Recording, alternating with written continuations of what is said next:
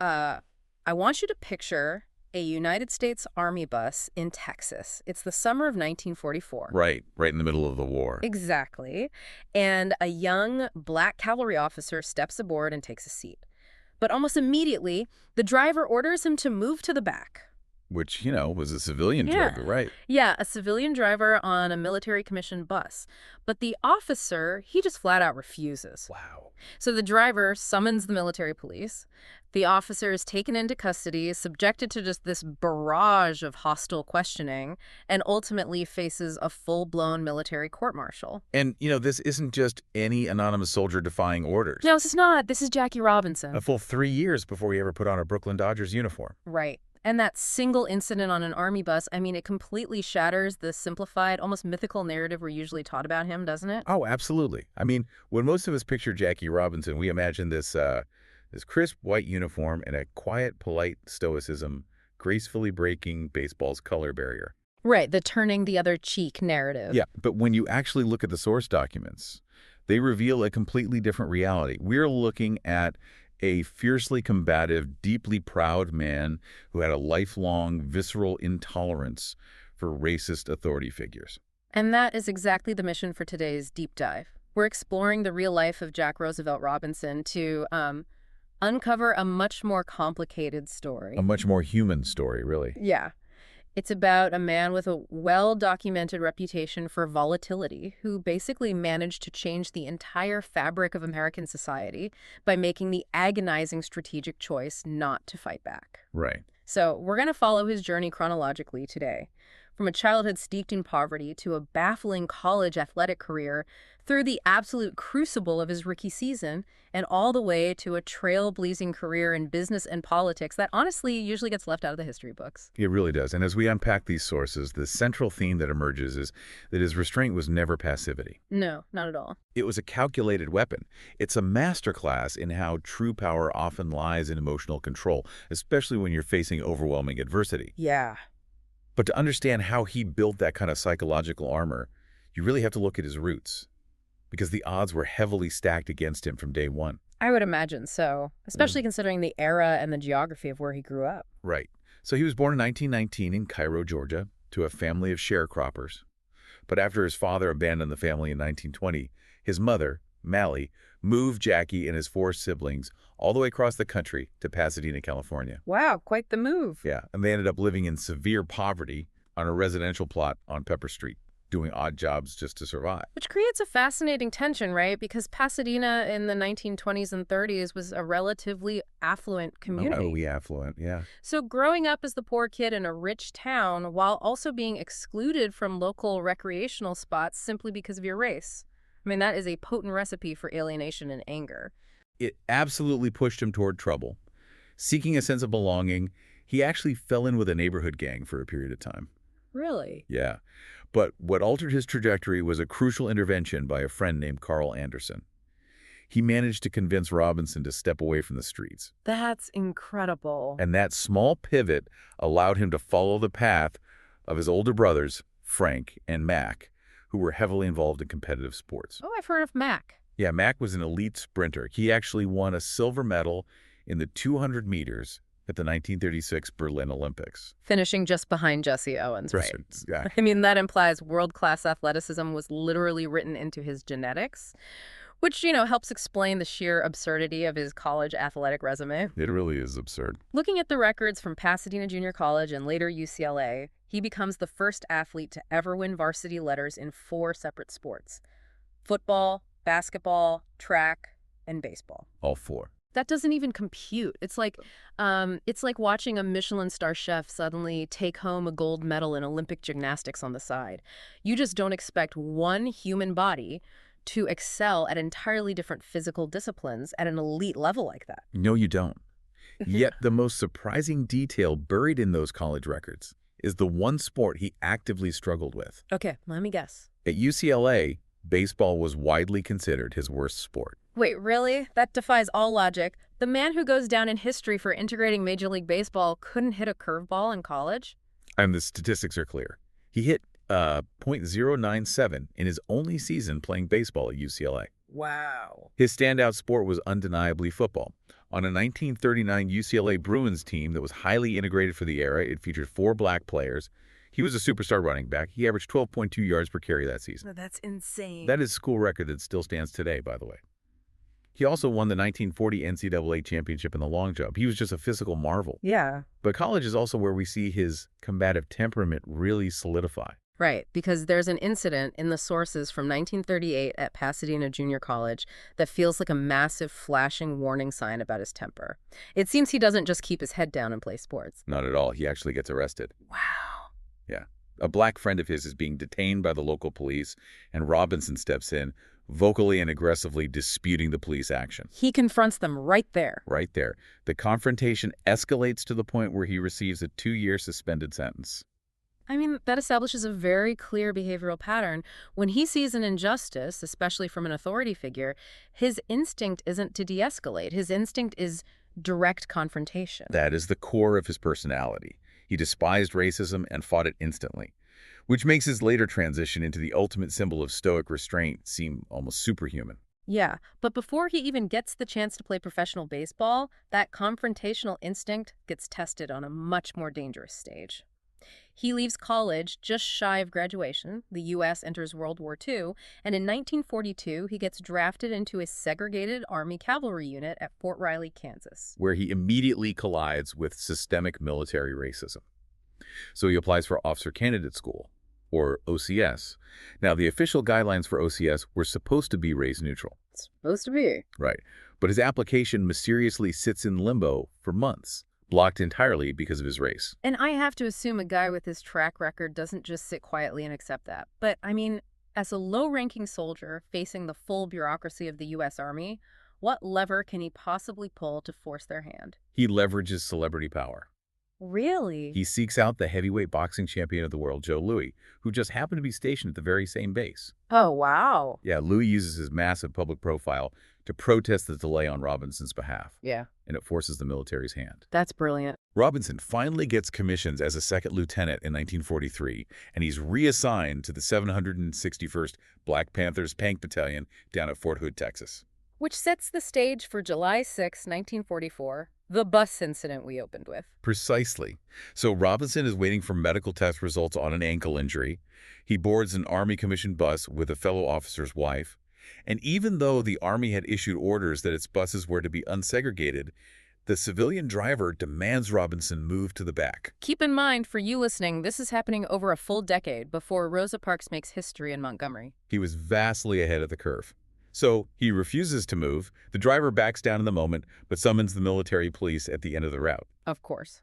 Robinson is detained, and when the investigating duty officer subjects him to intensely racist questioning, Robinson doesn't hold back. He confronts the officer directly. Because that's who he is. Exactly. And the officer is so enraged by Robinson's defiance that he recommends a formal court-martial. All of that over a verbal dispute on a bus. The military brass actually entertained that? They actively, aggressively pursued it.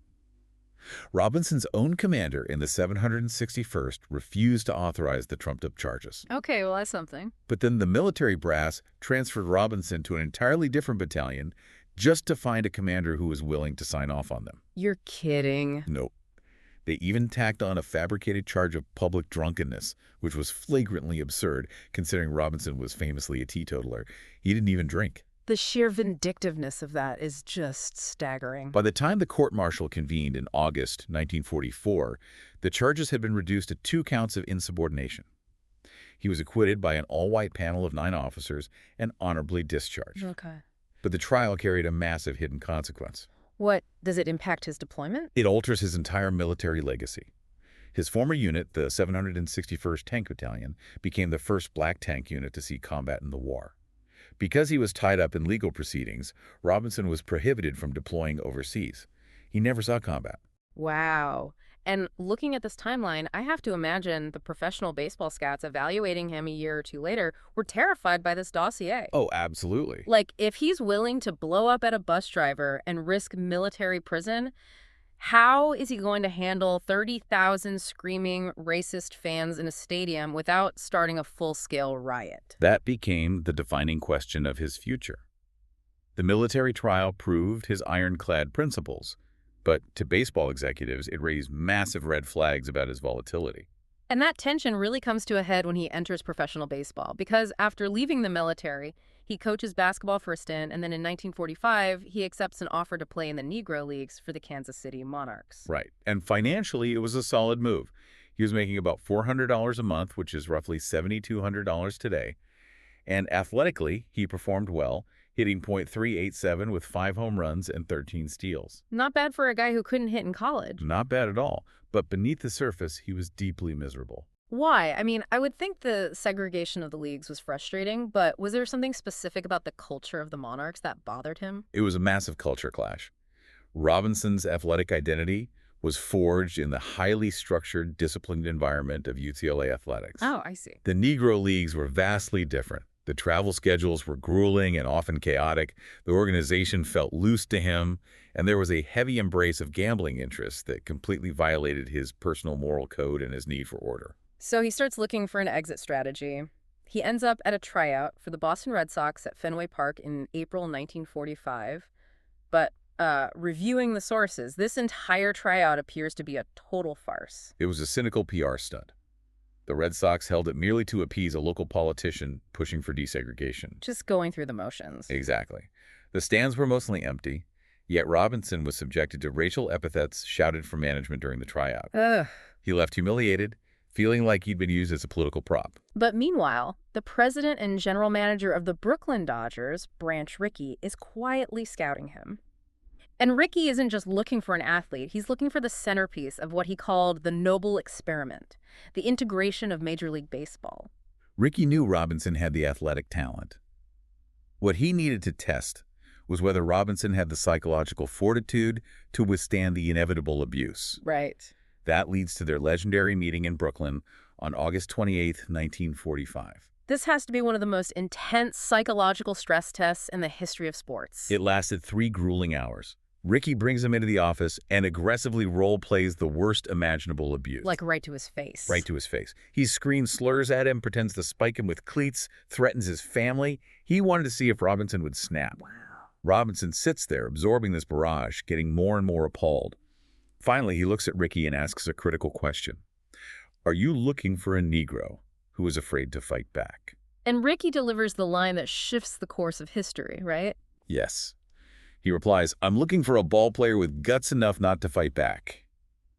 He needed a man who would commit to turning the other cheek. I have to pause on that because from a purely human perspective, that is a wildly unfair request. Totally. It's like demanding a heavyweight boxer step into the ring with his hands tied behind his back and telling him to just take the punches over and over while the crowd cheers. How do you justify asking a man to endure that without defending his own dignity? Well, you can't justify it on a personal level. Yeah. But Rickey was playing a massive sociological chess game. He understood that the first black player wouldn't be viewed simply as an individual athlete. White America would view him as a proxy for his entire race. Right. The stakes were just infinitely higher. Exactly. Yeah. If Robinson took a swing at a racist pitcher, even if it was 100% justified, the headlines wouldn't read, player defends himself. They would read, integration fails. Oh, wow. Yeah. A brawl would delay civil rights in sports for decades. Rickey knew Robinson had the fire. He needed to know he had the discipline to cap it. And Robinson agrees. He signs the contract. But digging into the historical context here reveals a really heartbreaking detail. Jackie Robinson wasn't even considered the best player in the Negro Leagues at the time. Nowhere near it. Legends like Josh Gibson and Satchel Paige were widely regarded as far superior talents. Wait, so Rickey passes over the greatest players alive. That must have caused incredible resentment among his peers. It caused deep heartbreak. Imagine being Josh Gibson, arguably one of the greatest power hitters in baseball history, and watching a lesser player get the call simply because management decided his college education and psychological profile were better suited for the abuse. That is just crushing. Larry Doby, who integrated the American League shortly after Robinson, noted that many black players felt crushed by the decision. There's a lingering historical sentiment that Gibson died early, partly out of a broken heart from being passed over for the majors. That adds such a heavy layer of survivor's guilt to Robinson's journey. Rickey drafted a pioneer, not just a player, and the trials began before he even reached Brooklyn. Oh yeah. The 1946 spring training in Florida, with the Dodgers minor league affiliate, the Montreal Royals, was a nightmare. I can imagine. Florida was deeply segregated. Robinson was barred from the team hotel. Local police chiefs in places like Sanford threatened to cancel games if he took the field. Over a baseball game. In Jacksonville, they literally padlocked the stadium shut. In DeLand, they canceled a day game, claiming with a straight face that the stadium's electrical lighting is broken. That is absurd. A day game. But he pushes through, thrives in Montreal, and finally, on April 15th, 1947, at age 28, he makes his major league debut at Ebbets Field. Playing first base in front of over 26,000 spectators. And more than half of them were black fans who completely abandoned their Negro League teams just to witness history. But inside his own clubhouse, the environment is toxic. A mutiny is brewing among his own teammates, many of whom were from the segregated South, insinuating they would rather sit out than share a field with him. That mutiny was swiftly crushed by the Dodgers manager, Leo DeRusher. How did he handle it? He locked the clubhouse doors and delivered a brutal message. He told the team, "I do not care if the guy is yellow or black, or if he has stripes like a zebra. I'm the manager of this team, and I say he plays." Wow. He added, "What's more, I say he can make us all rich, and if any of you cannot use the money, I will see that you are all traded." So DeRocher just strips all the morality out of it and boils it down to cold, hard economics and winning, which, speaks the exact language a professional athlete understands. Exactly. And the league pushed back, too. The St. Louis Cardinals threatened to strike and spread a walkout across the National League. A whole strike? Yeah, but league president Ford Frick stopped it dead by threatening to suspend anyone who walked out, famously stating that one citizen has as much right to play as another. So management shields him structurally. But on the field, Robinson is on an island. The abuse is relentless.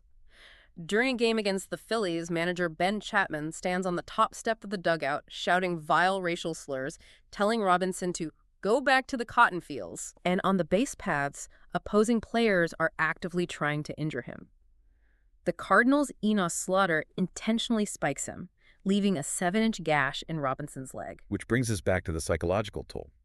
How do you survive that without breaking the agreement to turn the other cheek? Right. Because if he can't fight and he can't yell back, how does he channel the volatility that got him arrested in college? Where does all that rage go? It goes into his cleats. He weaponizes his talent. I love that. Before Robinson, baseball was largely a station-to-station game relying on raw power hitting. Robinson ushered in an era of aggressive, disruptive base running. He was incredibly fast, right? Unbelievably fast. He stole home 19 times in his career. Wow. Think about the mechanics of stealing home. These weren't double steals where another runner distracts the defense. This is Robinson standing on third base, staring down the pitcher, getting inside his head, and purely outrunning the pitch to home plate. It was psychological warfare. He didn't just beat teams, he humiliated them with his speed. He used the game itself as his retaliation, and thankfully, he did find a few allies out there to help shoulder the burden. Crucial ones. Dodgers shortstop Pee Wee Reese famously walked over and put his arm around Robinson on the field to silence a racist crowd. Such a powerful image. And Hank Greenberg, the Jewish baseball star who knew exactly what it was like to face intense ethnic hatred, collided with Robinson at first base one day. Greenberg used that moment to whisper words of encouragement, telling him the only way to overcome the critics was to defeat them in the games. And defeat them he did. He wins the inaugural Rookie of the Year award, hitting .297. 2 years later, working with Hall of Famer George Sisler to perfect his swing, he bats .342 and wins the National League MVP. Incredible. He leads the Dodgers to 6 World Series, finally winning the championship in 1955. But you cannot sustain that level of stress forever. By 1956, he was 37, his body was ravaged by the early stages of diabetes, and he struck out to end Game 7 of the World Series. The Dodgers actually tried to trade him to the rival Giants, but Robinson had already quietly decided to retire. Which opens up a chapter of his life that is criminally overlooked, his post-baseball career. It's arguably just as impactful as his time on the field. He famously told Hank Aaron that the greatest thing a player can do is what they accomplish after their career is over. And he really lived that. He did. From 1957 to 1964, Robinson became the vice president for personnel at Chock-full of Nuts, making him the first black American to serve as vice president of a major American corporation.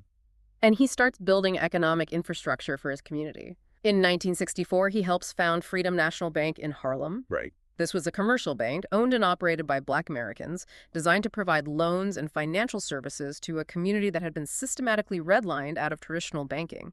He even established a construction company to build housing for low-income families. He applied his immense drive to commerce, and he did the exact same thing in politics. He was fiercely independent, refusing to be tethered to one party. Oh, really? Yeah, he supported both Republicans and Democrats, strictly evaluating them on their civil rights platforms. He backed Richard Nixon in 1960, but later praised John F. Kennedy effusively for his civil rights work. That political independence really shines through in 1964. He attends the Republican convention, but he is so disgusted by the candidacy of Barry Goldwater, who opposed the Civil Rights Act, that Robinson publicly states he walked out with a better understanding of how it must have felt to be a Jew in Hitler's Germany. That is a staggering historical statement. It proves he never lost his voice. The muzzle branch Rickey put on him in 1945 came off the second he retired, but, the tragedy of his later years is how quickly his body failed him. The physical decline was steep. He suffered a heart attack in 1968. Complications from heart disease and diabetes left him almost blind by middle age. That's so young. And there was profound personal tragedy, too. His eldest son, Jackie Jr., struggled emotionally, enlisted in the Army seeking discipline, and was wounded in Vietnam. Oh, wow. After coming home, Jackie Jr. struggled with severe drug addiction. He successfully completed rehab and turned his life around to become a counselor, but then was tragically killed in a car accident in 1971. He was only 24 years old. That is awful. And the grief turned Robinson into a passionate anti-drug crusader, but his own time was running out. He died of a heart attack at his home in Connecticut in October 1972 at just 53 years old. So young. You look at that early death, and you have to wonder how much of it was driven by the sheer physiological stress of bottling up his anger for a decade, carrying the weight of a nation on his shoulders. It almost certainly played a massive role. The internalized stress of that era was lethal, but his cultural footprint is immortal. In 1997, Major League Baseball did something entirely unprecedented. They universally retired his uniform number 42 across every single team. Nobody will ever wear it again. Nope. And Martin Luther King Jr. didn't view him just as a ball player. King called Robinson a legend and a pioneer who challenged the dark skies of intolerance. He made the broader civil rights movement tangible to the average American. It is a massive, complicated legacy. We started with the simplistic image of a man in a crisp white uniform, politely breaking a barrier, but the reality is the story of a fiercely combative man, a four-sport college phenom who wasn't afraid to yell at the police, Right. a soldier who risked a court-martial rather than sit at the back of an army bus. He was a man who hated losing and hated racism, who changed the very fabric of American sports by having the immense, agonizing discipline to withhold his fists when the whole world was watching. He absorbed the blows so the door could be kicked open for everyone else. Which brings us to a final thought for you to think about. Robinson once said, "I'm not concerned with your liking or disliking me. All I ask is that you respect me as a human being." Think about the spaces in your own life where progress feels totally blocked, where you feel misunderstood or unfairly attacked. What might happen if, like Jackie Robinson, you stopped trying to win the argument with your words and instead let your undeniable excellence do the fighting for you? Thank you for joining us on this deep dive. Keep exploring, keep questioning, and we'll catch you next time.